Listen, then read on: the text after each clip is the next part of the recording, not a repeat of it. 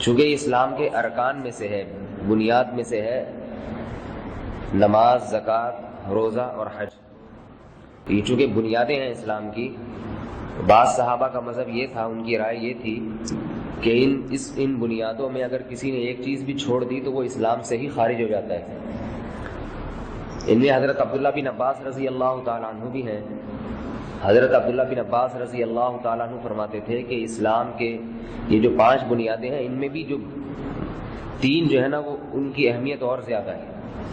وہ فرماتے تھے نمبر 1 اس بات کی گواہی دینا کہ اللہ کے سوا کوئی معبود نہیں، دوسرا ترک صلاۃ، اور تیسرا ترک صوم، رمضان کا روزہ چھوڑ دینا. فرماتے تھے کسی نے ان تینوں میں سے کوئی ایک چیز بھی چھوڑ دی تو فہو کافر، وہ اسلام سے خارج ہو جائے گا. بہت بڑے مشہور محدث ہیں علامہ ذہبی رحمہ اللہ تعالی، بہت بڑے محدث ہیں.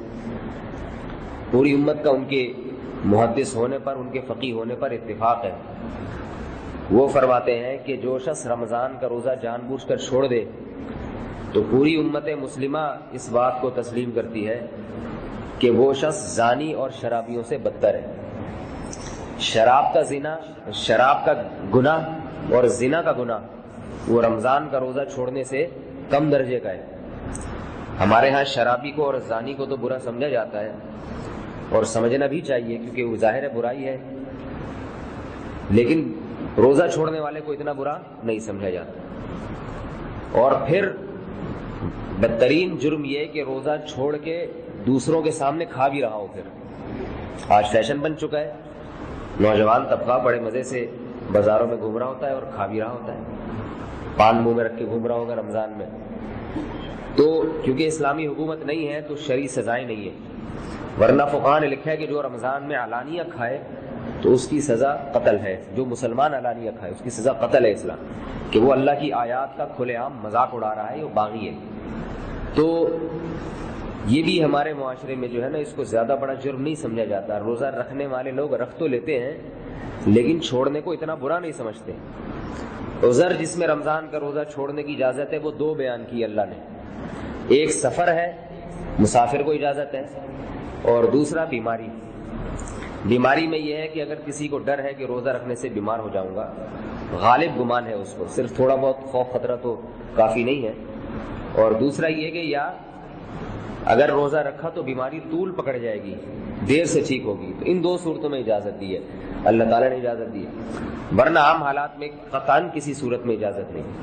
فقہاء مسئلہ بیان کرتے ہیں کہ مزدور پیشہ طبقہ اور جو اس طرح کے کوئلے کی کان میں کام کرنے والے لوگ ہیں ان کے لیے روزہ رکھنا بڑا مشکل ہوتا ہے، لیکن ان کو بھی روزہ چھوڑنے کی اجازت نہیں. وہ بھی رکھیں گے روزہ، لیکن ان کے لیے تو 1-2 گھنٹے کے بعد ہی برداشت سے باہر ہو جاتا ہے معاملہ، چھوڑنے کی اجازت نہیں. فرمایا کہ جب ناقابل برداشت ہو جائے گا، بے ہوش ہونے لگے، ایسی کنڈیشن ہو جائے تو پھر روزہ توڑنے کی اجازت ہے ان کو، چھوڑنے کی نہیں. تو یہ جو ہے نا بہت بڑا جرم ہے، اس لیے اس سے اجتناب کرنا چاہیے. جیسا اس جرم کے ارتکاب پر، یہ جو آپ کوئی شخص روزہ چھوڑ دے ارتکاب پر گناہ ہے، تو ایسا ہی اللہ نے اس پہ ثواب بھی رکھا ہے. رسول اللہ صلی اللہ علیہ وسلم نے فرمایا کہ اللہ تعالیٰ ارشاد فرماتے ہیں کہ الصوم لی وانا اجزی بہ. اللہ کہتے ہیں روزہ صرف میرے لیے ہے اور اس کا بدلہ میں خود دوں گا. علماء نے لکھا ہے کہ اس کی تشریح میں کہ یہ تو ہر عبادت اللہ کے لیے ہوتی ہے، صرف روزہ تو اللہ کے لیے نہیں ہے، وہ تو ساری عبادتیں اللہ کے لیے. تو یہ اللہ نے کیوں فرمایا کہ روزہ میرے لیے ہے؟ تو علماء نے اس کا جواب لکھا اس اشکال کا کہ باقی عبادتوں میں ریاکاری ممکن ہے، روزے میں دکھلاوا ممکن نہیں ہے. روزہ اگر کسی کو دکھانے کے لیے رکھا جائے تو ممکن نہیں ہے، کیونکہ اتنے مواقع ملتے ہیں روزہ توڑنے کے انسان کو کہ اگر کسی کو دکھانے کے لیے رکھے گا تو غسل خانے میں جا کے پی لے گا تھوڑا سا پانی، بیت الخلاء میں بیٹھ جائے گا، وہاں نلکے سے کچھ بھی پی سکتا ہے. تو اتنے آرام سے روزہ توڑنے کے اس کو مواقع اتنے جگہ ملتے ہیں کہ اگر اللہ کی رضا اس میں بالکل مقصود نہ ہوتی تو وہ شام تک روزے کی تکمیل نہ کرتا. تو اس لیے یہ ایسی چیز ہے جس میں جو خالصتاً لوگوں کو دکھانے کے لیے نہیں ہو سکتا. اور دوسری بات یہ کہ رسول اللہ صلی اللہ علیہ وسلم نے فرمایا کہ جنت میں ایک مقام ایسا ہے، ایک دروازہ ایسا ہے جو صرف اللہ نے روزے داروں کے لیے رکھا ہے. وہ ایسا مقام ہے اور اس کا نام ہے اس دروازے کا ریان. ریان کہتے ہیں سیراب کرنے والا. چونکہ روزے دار آدمی اپنے آپ کو دن بھر سیراب نہیں کر پاتا، بھوکا پیاسا رہتا ہے، تو اللہ نے اس کی سیرابی کے لیے جنت میں ایک مخصوص مقام رکھا ہے کہ وہاں یہ سیراب ہی ہوتا رہے گا۔ صحابہ کرام جب روزے کی فضائل سنتے تھے، قرآن مجید میں بھی اللہ نے اہل ایمان کی علامات بیان کی ہیں کہ التائبون العامدون الحامدون السائحون، کہ اہل ایمان جو ہیں وہ گناہوں سے توبہ کرنے والے، اللہ کی حمد و ثنا کرنے والے اور کثرت سے روزے رکھنے والے ہوتے ہیں۔ تو صحابہ کرام نے جب روزے کی فضائل سنے اللہ کے رسول سے اور خود نبی کا عمل بھی دیکھا کہ اللہ کے نبی کتنی کثرت سے روزے رکھتے ہیں، صرف رمضان کے نہیں، رمضان کے علاوہ بھی آپ بہت کثرت سے نبی علیہ السلام روزہ رکھتے تھے، تو صحابہ کرام روزوں میں بہت حریص ہوا کرتے تھے، ایک دوسرے سے آگے بڑھنے کی کوشش کرتے تھے۔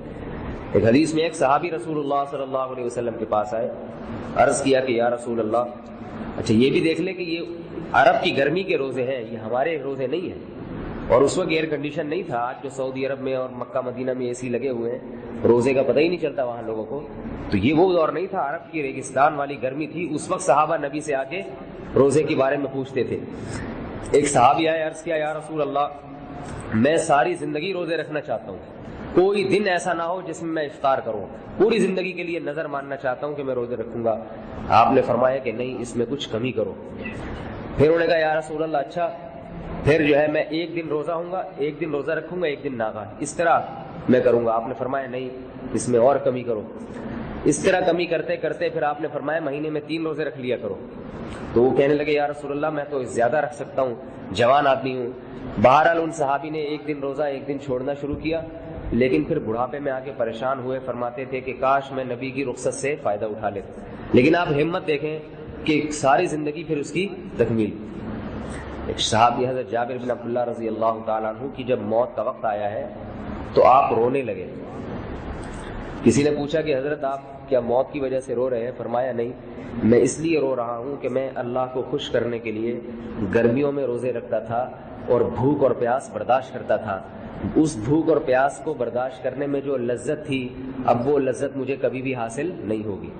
ان کو وہ جنت کی نعمت جو ہے اور قبر کی راحت اس لذت کے مقابلے میں ہیچ لگ رہی ہے۔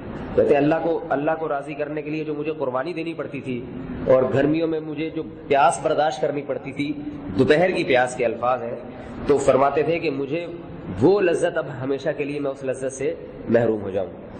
تو صحابہ کرام نے اس پر عمل کیا، اسلاف نے روزے رکھے کثرت سے، میدان جہاد میں رکھا کرتے تھے روزے، عبداللہ بن مبارک رحمۃ اللہ علیہ اور بہت سارے تابعین ہیں، پوری زندگی بعض نے روزے رکھے۔ حدیث میں آتا ہے رسول اللہ صلی اللہ علیہ وسلم نے فرمایا کہ بہترین روزہ، جب آپ نے دیکھا نا صحابہ بغیر ناقے کے روزے رکھنے شروع کر دیے، تو آپ صلی اللہ علیہ وسلم نے فرمایا بہترین روزہ داؤد علیہ السلام کا روزہ ہے کہ ایک دن روزہ رکھو اور ایک دن ناغا کرو۔ تو ساری زندگی ایسے داؤد علیہ السلام نے روزے رکھے ہیں۔ تو میرے بھائی، یہ جو پیغمبر تھے بڑے بڑے، کوئی روزانہ روزے رکھ رہا ہے، کوئی ایک دن رکھتے ایک دن ناغا کرتے، پوری زندگی یہ عمل رہا، اسلاف کا عمل بھی ہے، تو اس کے مقابلے میں ہم اپنے آپ کو دیکھ لیں۔